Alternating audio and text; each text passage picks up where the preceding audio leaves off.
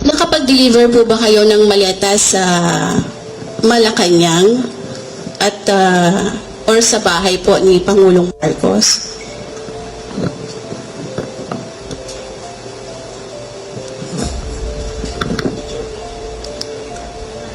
Opo. Ako po si Bernard Tube. Nakapag-deliver po kami. Saan? 41 Forbes po.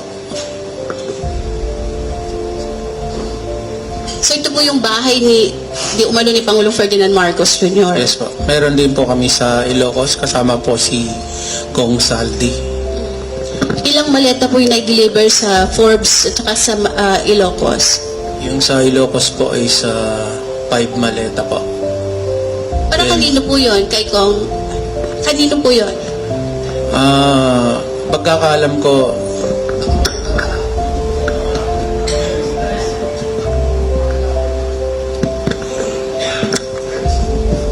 para maklaro lang, no? Nag-deliver sila sa Ilocos Norte, sa bahay mismo. At sa Paway, sa bahay ni BBM. Ha? Oo. At saka may mga katibayan naman, no?